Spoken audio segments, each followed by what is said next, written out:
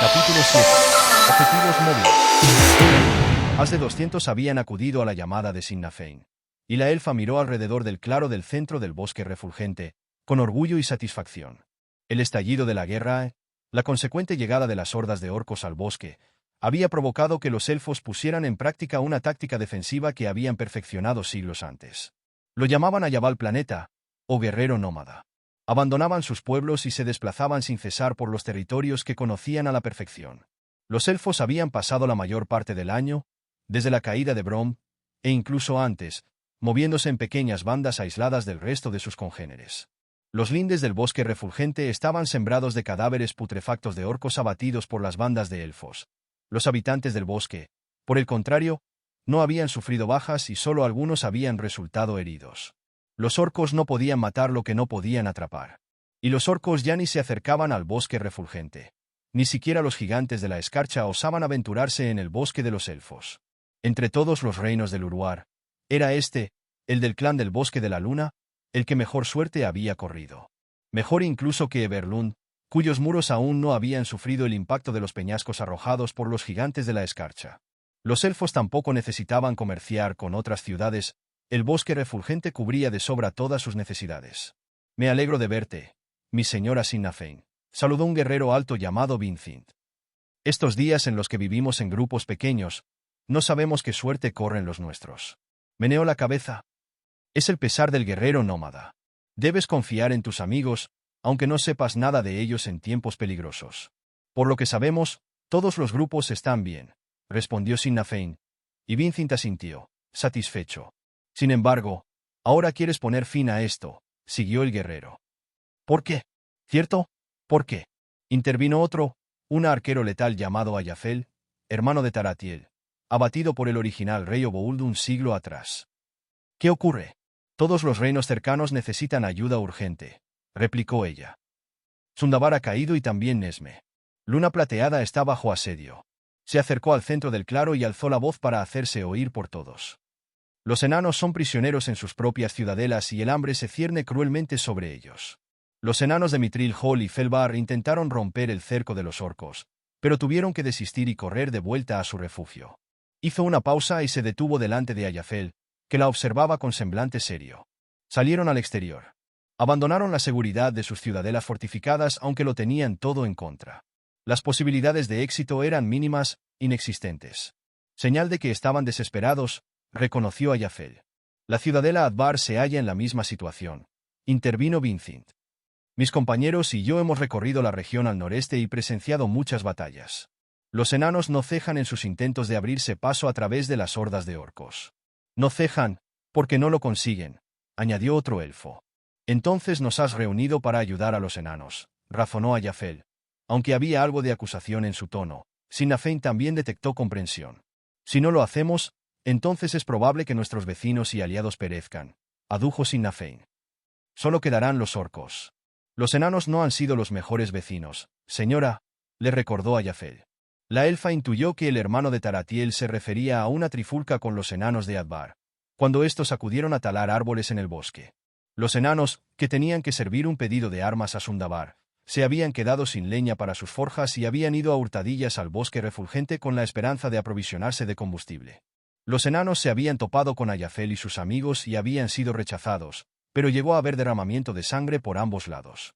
«Pero hasta en los peores momentos, son mejores vecinos que los orcos, sin duda», repuso Vincent, antes de que Sinnafain pudiera hacerlo. La elfa comprobó aliviada que Ayafel asentía al comentario del otro. «¿Qué quieres que hagamos, señora?», preguntó otro elfo desde la parte trasera del grupo. «Los esbirros de muchas flechas se agrupan en campamentos colosales», explicó otro elfo. «Tendríamos que talar la mitad de los árboles del bosque refulgente para contar con las suficientes flechas para diezmar sus filas. Y en cuanto nuestros ataques afecten a los orcos, vendrán a por nosotros», repuso Vincent. «Con fuego», añadió Ayafel. «¿Crees que no acabarán por hacerlo, tarde o temprano?», preguntó una elfa, y Sinnafain sonrió al ver que era Miriel, quien se acercó hasta colocarse frente a Ayafel.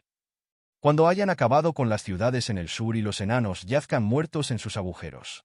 Cuando caiga Advar y quieran emplear sus forjas. ¿Crees que se conformarán con unos cuantos árboles, maestro Ayafel?». Cegarán nuestra tierra sin compasión para alimentar sus ambiciones de conquista. Diría que es hora de suspender el Ayabal planeta, comentó Sinn Féin.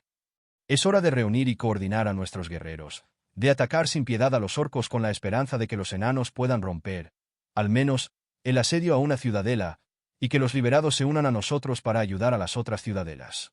Somos pocos, nuestros enemigos, innumerables, insistió Vincent. ¿Qué daño podemos hacer? Sinn Féin no supo qué responder al elfo. El guerrero estaba siendo sincero. Decía lo que pensaba, no intentaba desafiar la autoridad de la elfa, por simbólica que fuera, o llevarle la contraria por el simple hecho de hacerlo. Sinn Féin le dio vueltas al asunto. ¿De qué manera podían dañar a los ejércitos orcos? Porque el campamento orco más pequeño que había visto superaba en 100 a 1 a la fuerza de todos los elfos del bosque. Un silencio incómodo se adueñó del claro. ¿Qué daño podemos hacer, señora?, insistió Ayafel, rompiendo el silencio. Por lo menos habrá que intentarlo, fue toda la respuesta que pudo dar Sinn Féin. Y para su sorpresa, los suyos no necesitaron de más argumentos. Están talando, llegó el aviso, días más tarde. Una banda de orcos se había llegado al lindero del bosque con la intención de conseguir leña para sus hogueras. Lo más probable era que eso mismo estuviese ocurriendo en otros lugares en el bosque. Al concentrar sus fuerzas, los elfos habían dejado sin vigilancia enormes extensiones del bosque refulgente. Pero ahora, los monstruos estaban al alcance de los elfos. Cientos de elfos se pusieron en marcha, tan silenciosos como sus sombras e invisibles en sus dominios, aunque la mayoría de los árboles estuviesen desnudos a causa del invierno. Perfectamente coordinados, se repartieron en pequeños grupos que formaron semicírculos alrededor de los orcos leñadores.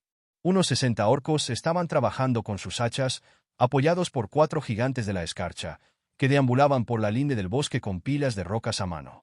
Se oyó el canto de un pájaro, solo que no era un pájaro. Al primero respondieron 2, 3 y hasta 4 gorjeos más, conforme los elfos ocupaban sus posiciones. Varios orcos levantaron la cabeza y miraron alrededor. Quizá no fuesen tan estúpidos como creían los elfos. Tampoco tenía demasiada importancia. Los elfos ya habían elegido sus blancos y una rápida sucesión de 5 silbidos fue la orden que esperaban para hacer volar más de 200 flechas hacia los orcos. Un número semejante buscó a los gigantes de la escarcha.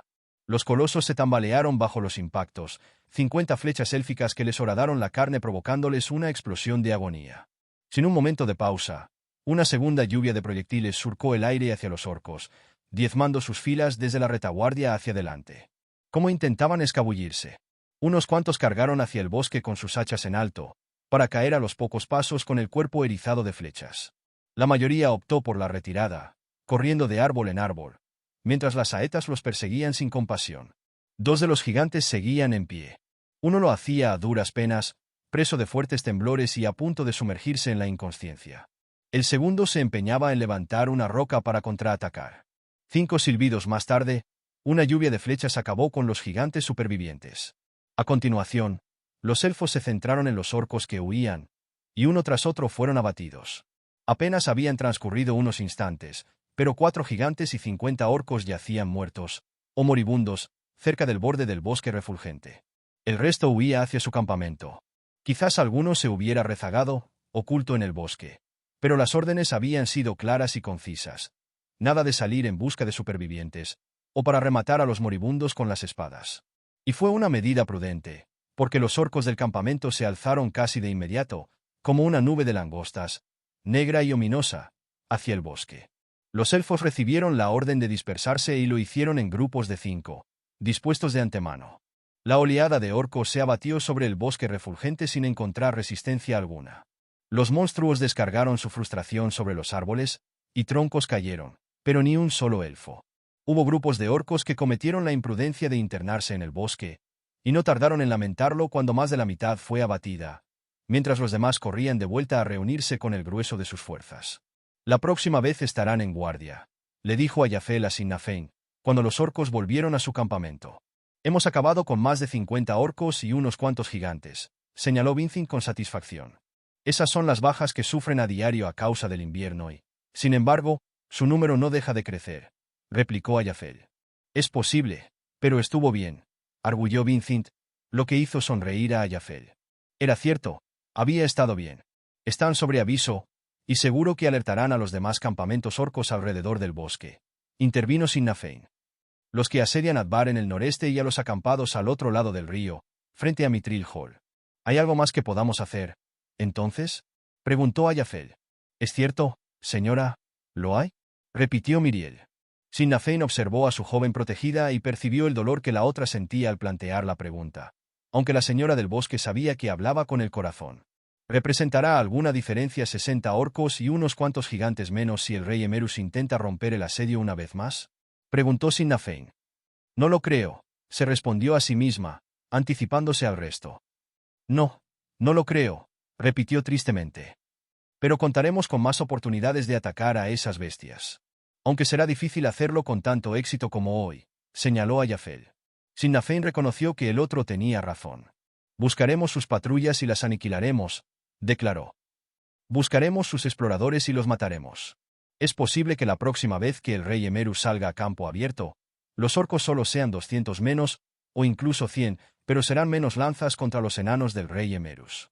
¿Y eso cambiará algo? Preguntó Vincent.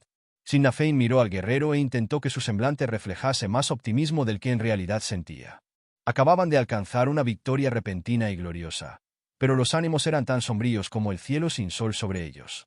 No lo creo, reconoció de nuevo. Pero hay que intentarlo, repuso Ayafel, con determinación, y Sinnafein agradeció el gesto de apoyo. Sin embargo, es poco lo que podemos hacer, repuso la elfa. ¿Qué podríamos hacer que realmente dañara a nuestros repulsivos enemigos? La pregunta era retórica, claro. Ya había quedado claro que sus opciones eran escasas, casi inexistentes, pero alguien respondió al interrogante de Sinnafein y cogió por sorpresa a todos los elfos presentes, y más sorprendente aún fue el origen de esa respuesta. La hay, y ahí es donde nosotros podemos echaros una mano. La voz pertenecía a una enana que portaba una maza gigantesca sobre el hombro. La acompañaba un hombre vestido con una holgada túnica, el atuendo propio de un monje. De inmediato, 100 arcos apuntaron sus flechas hacia los recién llegados, y los elfos se preguntaron, con asombro, cómo era posible que los intrusos hubiesen llegado hasta ahí sin ser detectados por los centinelas. ¿Quiénes sois?, exigió Ayafel. El elfo desenfundó su espada, y el resto también lo hizo. Me llamo Ámbar, replicó la enana. Ámbar Risomaul de los Somaul de Adbar. Y este es mi amigo Afafrenfere. Si os cuesta pronunciar su nombre, basta con estornudar y os responderá. Ja, ja, ja. Los elfos centinelas llegaron corriendo detrás por parejas. Llevaban los arcos listos para disparar y una mueca de confusión en el semblante. Tampoco entendían cómo habían podido llegar hasta allí inadvertidos. No comprendían la naturaleza del encantamiento mágico que acompañaba a la extraña pareja y, menos aún, podrían adivinar quiénes eran los autores de ese encantamiento. Y ahora tu pregunta sobre si hay algo que podamos hacer, siguió hablando la enana. Hay un par de amigos por aquí cerca con buenos consejos sobre ese tema y además, seguro que pueden echar una mano. Ya lo creo. Culminó su declaración con una amplia sonrisa y un guiño cómplice.